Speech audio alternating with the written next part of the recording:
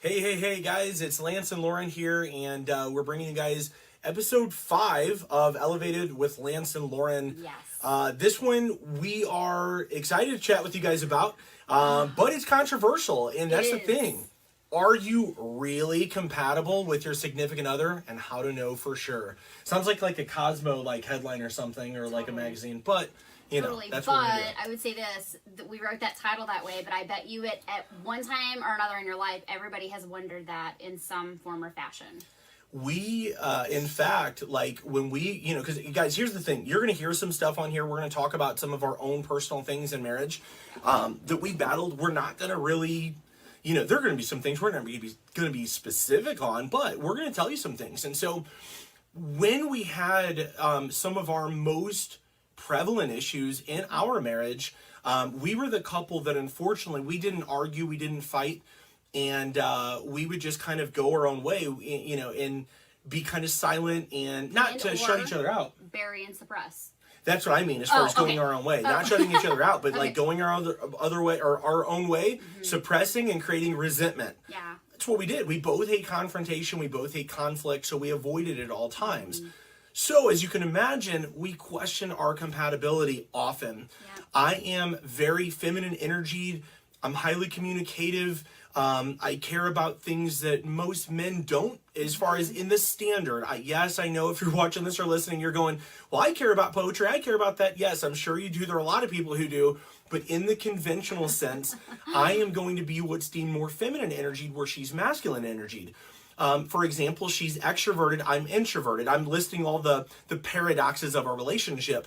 We're so different. She's more very extroverted. She's going to be more loud and boisterous and bold. She does not struggle with boldness at all. I'm quiet.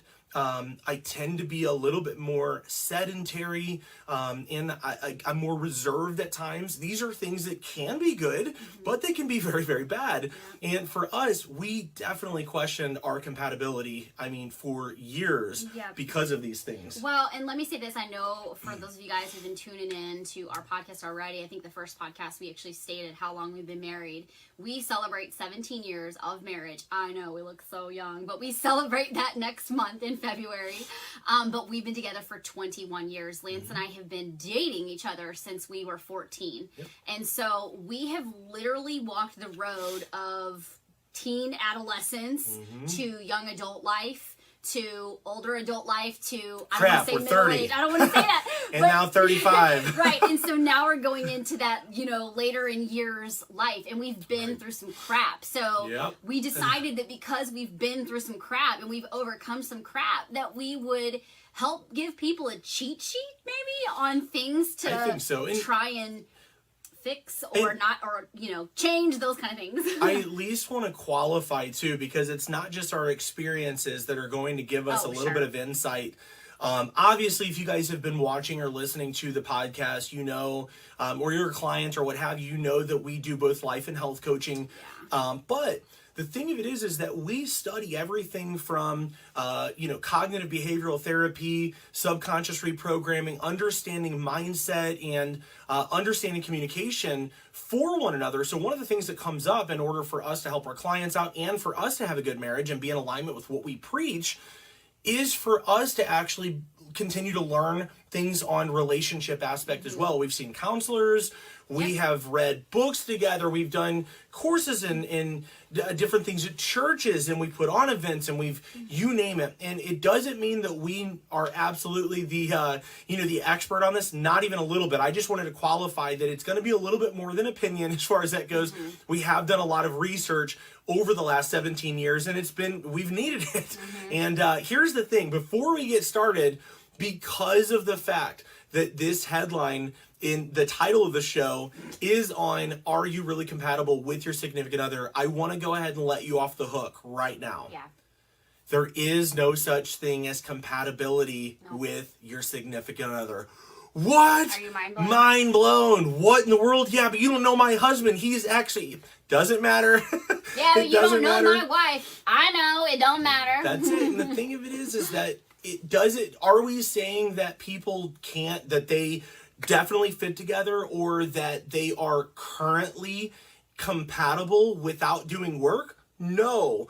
That's what we're going to talk about today. Is, in fact, we have 9 things that we use. These are just some. These are just some of the ones that we would say these are go-tos that would help people so much. That we want to give you guys that have played a significant role in our marriage evolving. I'll say transcending its old shell, if you will. Because here's the thing, guys. Our marriage now, as we're approaching this 17th year, is significantly, I'm not saying a little bit, significantly better than our first 12 years combined of all the good things. That is not hyperbole. No. If you were to ask me earlier on, I would in fact say that our marriage at times earlier on was borderline toxic, not because we were toxic to each other, but because of the toxicity we had dealt with and not healed from was coming into our marriage. And that was a problem. So the point is, take this seriously, take heed to some of these things, not all of them if they don't fit, and watch your marriage begin to blossom and actually, to where you're going to connect better. And if you're a male watching this, or if you're more of a masculine energied female and you're thinking like, this isn't for me, and I want a good marriage, but let me just go ahead and let you know that the fact is that so many people want, and this is one of the things that I put down at the very, very end of this, is that so many people want a golden marriage, but they only want to put in nickel effort or habits. And that's the reality. And my point is that I want to show you that even if you think that you're more of that masculine type A, whatever, you are inconsistent how you are in other areas of your life. If this is how you treat your marriage or your relationship, you can still be just as masculine, just as hardcore, and focus on your marriage as if it's the most important thing ever. It will make your work better. It will make your career better. It will make your confidence better, and you will have fulfillment in life if you begin to do this stuff. And yes, if you're a male watching going, I don't want to whatever, and it's going to mean get rid of all the things that are preconceived notions of what you think should happen in a marriage, and we'll begin this. So. Yeah. And before we do, I just want to say this. The change starts with you. Don't start trying to change your mate. Start with you. Because that's in this part too, though. That's our 9. So be careful what you say. Don't say this part. Okay, no, I'll wait. Say that, but I'm saying. Oh, well, I'm being silly. Yeah.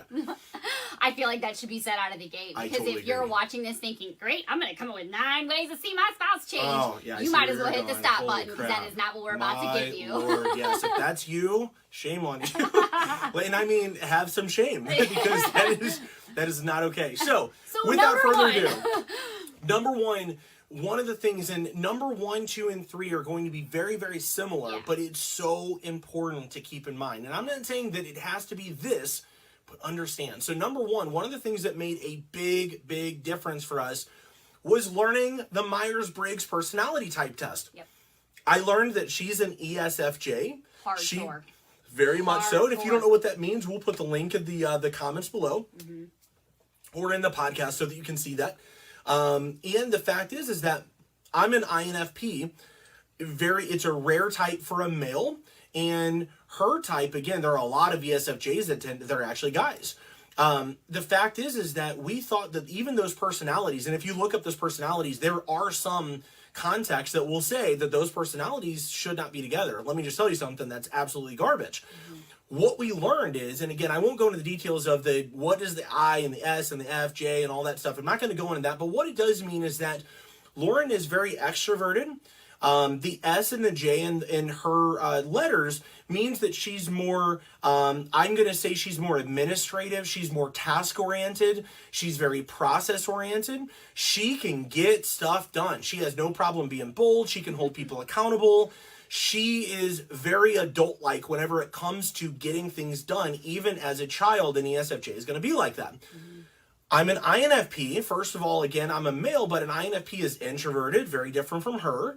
I'm not task-oriented. I'm creativity-oriented, and I'm very abstract. Where she's very focalized, I'm very abstract. That can be very challenging in our conversation, because when I'm saying things, she might take that my my thinking is more literal than what it is. Yep. The point is, how would she know that if she's supposed to take me literally, or to understand that I'm being metaphorical, or maybe just being over-exaggeratory because I'm being abstract, and I'm being emotional because that's also me. She gets to know those because she understands my personality type. And what I'm saying is, there's not any magic in understanding the personality types. It's just simply a deeper dive into understanding your partner, so that when they're doing something, for example, if she's stressed, she reacts differently in stress than I do. She's going to be more likely to get what I call twirly, and she starts, cleaning and fixing, moving things, and just trying to get under control on things, where when I'm stressed, I'm going to resort to isolation a little bit more often. I'm going to retreat. I might, listen to music. And unfortunately, here's what's bad about me. If I'm not thinking about it, I can kind of begin wallowing in that melancholy, if you will, where she's going to be looking for a happy movie to get her out of it. I begin kind of bathing in it. These are things that are potentially bad if you don't understand the differences of those things. And for me, when I'm twirly, I will be twirly until the stress passes. So that means I'm going to ignore every person around me and everything being said to me. Present, I'm just not present. And what I was going to say about Myers-Briggs was super eye-opening for me, because when I started to learn what he was, I was like, oh, that's why he does these things. Oh, that's why he's the things that drive me nuts about him are what, he's wired this way. And then for me, it was confirming, like, that's why I do that really weird thing that is actually unhealthy and I need to fix. Like, I started to learn those things, that it was my wiring. And I was going to make a joke earlier, but you can always, when you do these, find out like what celebrities and people like that are your personality type. And I was going to say it's like Johnny Depp married to Sarah Palin, because they're both Sarah Palin is an ESFJ and Johnny Depp is an INFP. So there you go. That would make sense. And so, that's pretty accurate, yeah. I think. So. So anyway, but the great thing about it is we really started to learn not only just how they're wired, but you need to understand how you're wired, because a lot of times people don't even know that. And here's the thing, if you don't understand yourself, you're not going to understand when you do things. How many of you guys, if you're listening or watching, you've done something and thought, why the flip did I just do that? Like, it's not what I wanted to do. It didn't get the reaction that I wanted, but yet I couldn't help myself. What I do want to be careful of is that it's easy, if you're not really new to this, or if you're very new to this, if you're not really familiar with this, it can be easy to look on there and go, oh, I'm an INFP, and then everything that I read must be how I behave and must be how I act.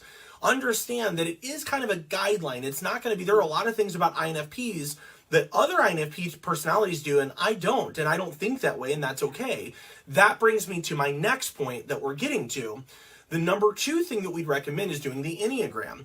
Why do the Enneagram, which is another personality type test, if we're recommending the Myers-Briggs? Well, simply put, as a coach, I know that there's not Enneagram or Myers-Briggs in and of itself is not going to tell me everything about that person, because there's no one size fits all. But what I found is, the more qualities and testing I can have somebody take to give me a better, I would say, I can make a better inference about them and how to treat them or to understand them. And I'd always desire to be understood better by friends. That's in fact one of my greatest fears, is being misunderstood when communicating or in a relationship, to where my perspective is not seen, and it looks like my intentions are different or otherwise than what they truly are.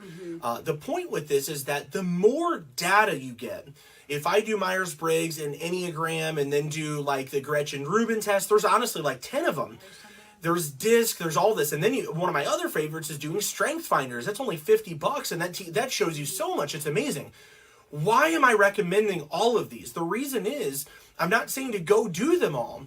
I'm just trying to paint the picture that the more you can learn about you, your habits, why you think this way, or at least to find a little bit of a better picture that explains and helps you to understand yourself and some best practices, which a lot of Enneagram and Myers-Briggs teaching does, is it teaches you how to avoid this stressful behavior and that. You're going to behave better, and you're going to understand yourself and be able to help your significant other understand you better. And if you understand their personality, their Enneagram, their this type and that type, and how they do this when they're stressed and what this means, when she's getting this way and she's cleaning, rather than me thinking, great, she's irritated with me because of whatever, and I create this story in my head, I know that she's most likely stressed in a different way, which will bring me to a couple other points on communication, in which case I can begin to find out what's really going on, so I don't leave her alone when she needs me, or, start trying to hug her when she needs to be left alone. These are the sort of things that we want to learn, and that's why we recommend these first two things to begin with. Yeah. I don't have anything to add on that. Cool. So the third one, it does go along with this, but it's totally different, and this one is the 5 love languages. This is probably one of my favorites. You want to talk about it? Yeah, I will. Let me actually piggyback off of something, too, that we were just talking about with the personality typing. I want to say this, and I want to make this very clear. When you figure out your personality type and you start learning those things, do not make the mistake, though, of thinking that everything you do and every way that you are is because of your personality type, and lean only on that. Because you can make changes and shifts on things, because that is just excuses for bad behavior.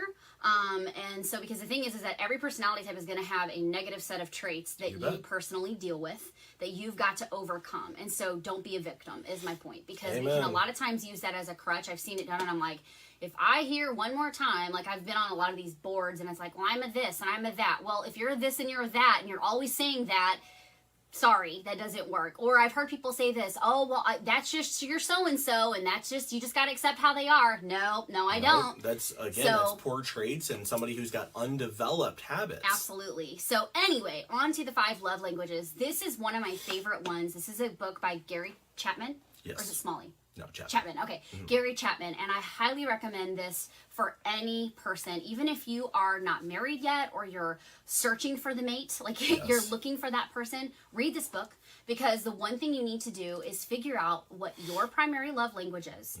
And then when you have your spouse, what their primary love language is. The biggest problem that we see in couples is that they're trying to love their spouse in the way that they need to be shown love. So early on in our marriage, Lance and I had did the 5 love languages, or had done the 5 love languages, however you say that. And my primary love language at the time was physical touch, and his was quality time.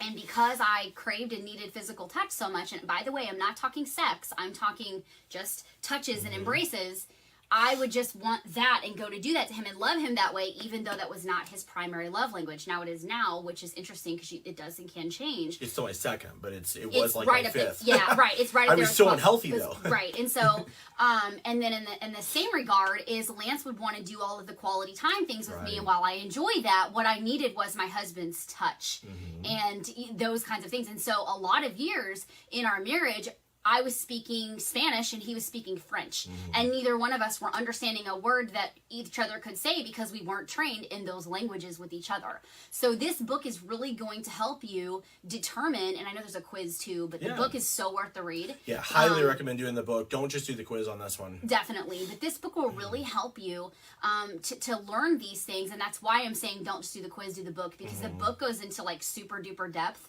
And it's not a hard read, by the way, for those of you who... It was like 200 pages. It was so freaking... And if you can do audio. And if you're not a wordsmith either, it's still not hard for you. So this book is so good, because it's really going to give you a lot of meat and potatoes, so to speak, about each love language. And you and your spouse, I promise you, when you start speaking the same language, when you're both speaking, Spanish, or you're both speaking French, or you know that he speaks French and you speak Spanish, but you know both languages, all of a sudden, a whole world of things are going to open up for you that were not there prior. Yep.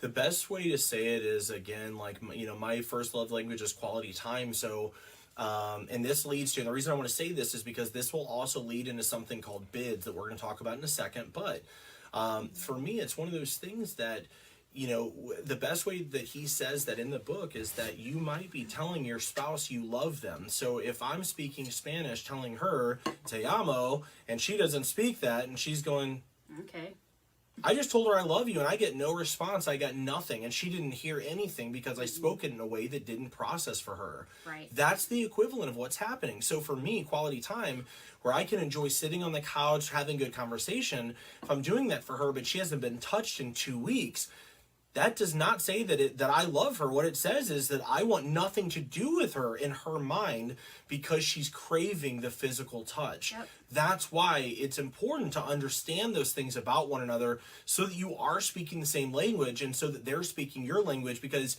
whether you're only thinking right now as you're listening or watching this about yourself or them or both, it doesn't matter. Even if you're just still in that selfish place where you're only thinking about yourself, fine. Be selfish, learn your love language and learn theirs so that you can get fed, but you're not going to get fed unless you work on feeding them. So true. So fine, be selfish, but be selfish in a way that's strategic. Don't be selfish in a way that makes no sense and that holds you both hostage. It's stupid crap. So nevertheless, all right. Number 4. This one is huge. This isn't from a book called The Relationship Cure. Amazing book. Definitely if you've not read that, recommend that. oh my gosh, read that book. And one thing that I talk to my clients about a lot from that book is this idea called making bids. So my love language is quality time, and this is something that, much like you heard where I missed bids for her affection, she would miss bids for my quality time. Yep. So what would happen is, and again, listen to this, see if this resonates for you guys. I'm on the couch. Hey, babe, do you want to come in and watch X show with me? You know, whatever the show is. She, because she's not hearing the love language, she's not identifying that in the moment. She's busy, she's whatever. She hears the TV show or watching TV, and she thinks I'm uninterested in both of those. So she says, no, I'm good. And then she goes upstairs. Meanwhile, what's happened that she doesn't know is that I got my feelings hurt because I was inviting her to be present with me, and I don't give a crap about what show is on. I just want the quality time. And then, so I build resentment. She's aloof to what's going on. And the next time we come together, if I've not worked on that, we've got some things to work on that possibly prevents us from being at our best state. These are what bids are. A bid is going to be a request or I would say a suggestion, an offer, a plea, specifically for an action of quality time, physical affection of something, but it may not look direct as, hey, will you come over here and put your hand on my leg because I'm desiring physical affection? Yeah. If you're looking for that sort of dead sign, you must have, you're crazy, because it's not, I know a lot of guys are thinking like, I wish my wife would be more direct and this, that, and the other. Guys, understand that everybody has a past, and that past comes with pain. And those pains sometimes makes it very difficult for myself, for Lauren, to say, here's what I need from you. Yeah. Or could I get this? Because you're struggling with vulnerability. And so you might feel more comfortable saying, hey, do you want to come do this? As opposed to, I'm in need of something. Consider those things. This is a real human that you're with, a real person with real feelings. And yes, they don't think like you, but that's the beauty of it. And that's what God wanted. Yeah. He didn't want you to have two of you in the same dang house. You're going to kill each other. You're going to end up broke or whatever. You're not going to have balance. Yeah. All right. So number 5. You want to talk about this one on being a servant? Yeah, I do love this outdoing. one. Yeah. Yeah. So number 5 is try and outserve your spouse daily, and most importantly, even when you don't feel like it. This was one of the best pieces of advice that we got when we got married. My pastor that I grew up under, he came up to us at our wedding and said, my biggest piece of advice for you as a pastor is never stop trying to outserve each other. And I think it kind of goes along with like never stop dating your spouse. And that's essentially what it's saying. So think about the things that you did when you were dating. You know, these are just little things that you can do. These are doings, okay, by the way. I know Lance loves Skittles. So if I go into CVS and I see a packet of Skittles and I think, oh, he may not eat those today, but he might eat them later this week, and I bring home Skittles and leave them on the counter for him, he sees that and knows they're for him, and I tell him, and I've done something just because I was thinking about him that day. You know, so things like that. And in serving each other can be little things. Like, I know for us ladies, most of us are caretakers in the house. And so when I come in and like, you know, and Lance and I, by the way, we do a lot of things together. But when I see him, all of a sudden he's unloading the dishwasher before I've gotten to it, because a lot of times I'm twirly and getting to these things. And I'm like, oh my gosh, it lets me know that he knows that those are things that, those are check boxes for me every day. And he's doing that and thinking about me. And then even in arguments, you need to think about how you're serving your spouse and how you're communicating. It is okay to be angry. It is okay to express that. But be thinking about how you're still serving your spouse in that moment, because that anger, that frustration, that fight, that conflict is most likely going to be resolved by the two of you. But the things you speak those are out there and permanent. Yep. And so it's really important. And Lance and I have some certain things in our marriage that are just absolutes. Non-negotiables. You know, one of the things that, I'll just share this one, but one of the things that we don't allow in our marriage is to cuss each other out. Never, or even ever, cuss at each other. We don't cuss at each other. We're not allowed to.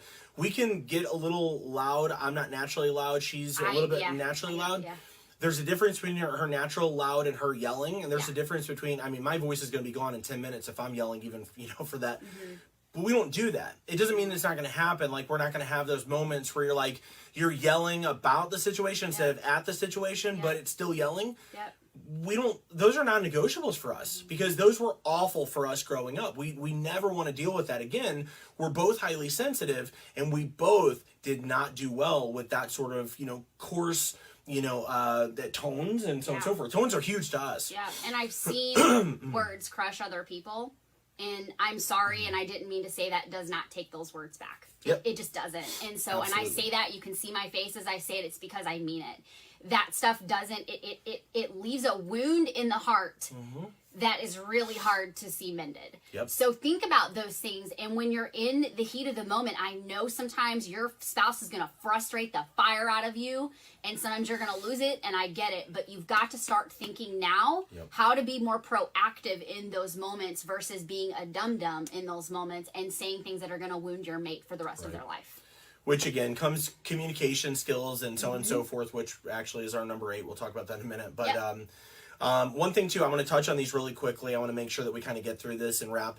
Number 6, because, again, that one that we just talked about, the servant-minded. I will say really quick, too, that servant-mindedness like that, if you're thinking like, oh, it just makes her smile, it's so much better than that. It's so much more than that. So, naturally speaking, I am a clean person. I'm very OCD about how things are arranged, the way that they are, but I can leave things for a little bit until I come back with them because I've always got a hierarchy of importance in my brain going on. That's the abstract creativity. That means I can set a fork in a sink for me, come back later, do my thing, and know that it's going to get done. But that for her, if I realize she's going to be home, I'm not going to do that if I know that it's going to be something that might affect her negatively. I'm not talking about being crazy or, neurotic, but what I'm saying is that I alter my behavior around her because I know things that don't stress me out stress her. Likewise, I have severely more anxiety than she does. Today I had a panic attack Sunday while driving, and I refuse to be had by that, so I'm going to drive today, but guess what? My wife is going to ride with me while I drive to ensure that if I feel panicked, I can keep going without being worried I'm going to wreck or whatever. This is servant-minded. Yeah. She's literally riding with me to sit so that if I get anxious while I'm driving, I don't feel like it's going to turn to something else. This is the epitome of servanthood. Yeah. These are the sort of things that you do because you love your significant other and because you're filled with compassion for them and you want them to succeed in all that they do. If you don't feel that way, then this is not a compatibility issue. This is a heart issue starting with you. Yep. Because you have selfishness that you're battling. And I'm just being truthful here. Yep. We've both dealt with this ourselves.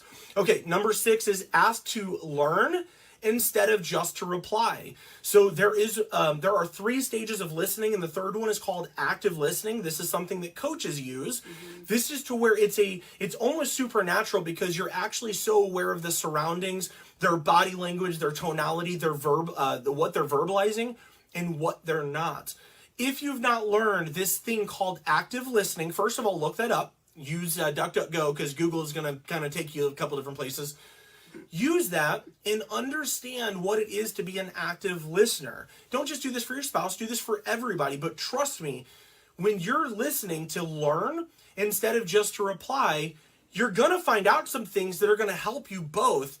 And that can only happen when you're willing to shut your dang mouth and listen and understand this human being on the other side of you that you agreed and committed to for the rest of your life. Yep. Number 7.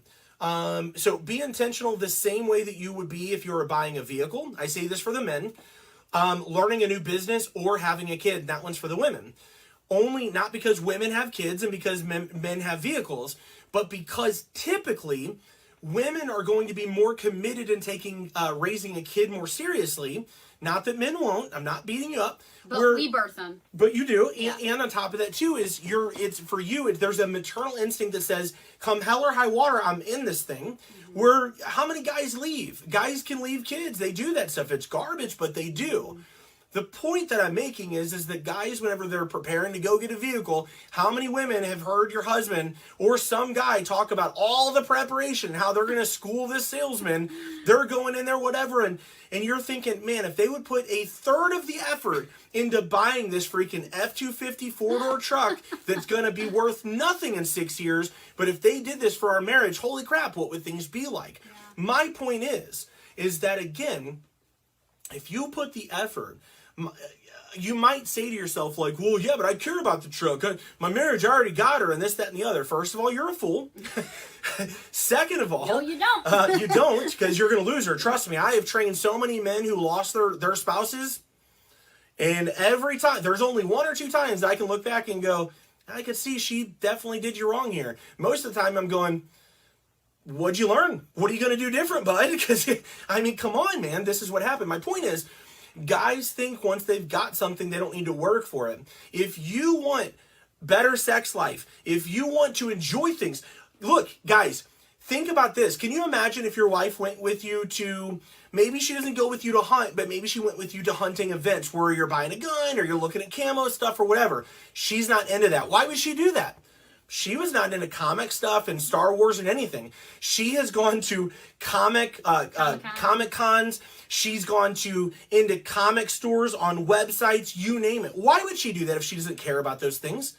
Same reason I know far too much about makeup artists and makeup, because I care. Yeah. What matters to her matters to me and vice versa. Mm-hmm. So my point is, if you've convinced yourself that it doesn't matter because it's not a truck, get rid of that and understand that the more effort you put into this, if you take it seriously, it's not just going to affect your marriage alone. I'm using air quotes if you're listening to me. It's going to affect everything, your business, your quality of life. She's going to do things with you that you think would never be done. And you're too busy going, well, she'd never do that. Well, yeah, not the way you treat her. You don't show her she's important. Why would you? Or if you're a woman and you're the person, and never mind the gender, if this is what you're doing, this is why. So all right, good. Number 8.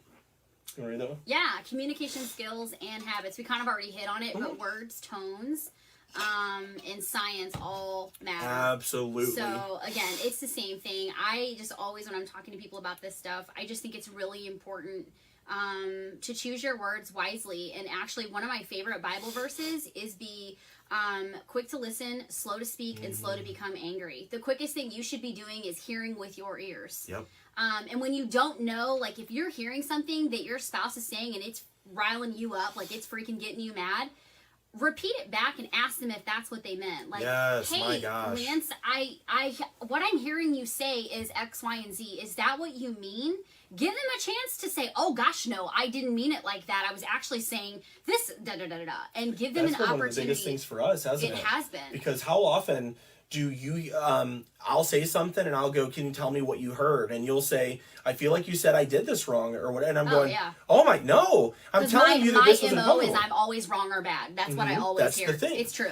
So if she hears something without checking with me, she might get angry based on the misinterpretation of what I've said, or vice versa, which also happens where, again, I'm more sensitive, take things personally. She might be using a harsh tone because she's showing that she's angry about what's happened, and I take the tone as if she's angry at me. So if I run with that as if she's angry at me, I become defensive, and I start spouting off things. If I start asking her a question like, it feels like I don't know, I know you're upset, but it feels like you're angry with me with the tones. Am I hearing that correctly? And she's like, no, babe, it's this. Okay, now I've got clarity, we can go forward. Those are the sort of things that you need to understand. And guess where you can find this stuff? Books. Read. Turn off the TV and read. Yeah, you've got Audible, audiobooks.com. You got audiobooks on Apple. Listen, read, learn. Yeah.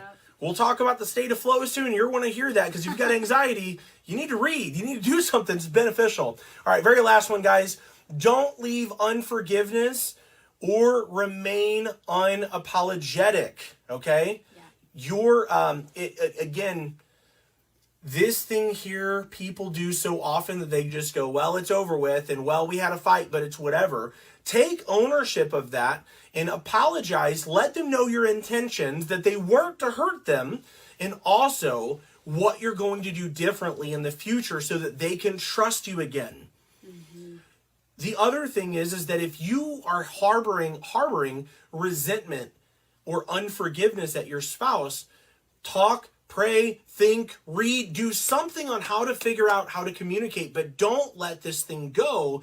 It's going to lead to festering and eventually divorce. And the fact is that, again, you are responsible for 50% of the relationship, but 100% of all of your actions.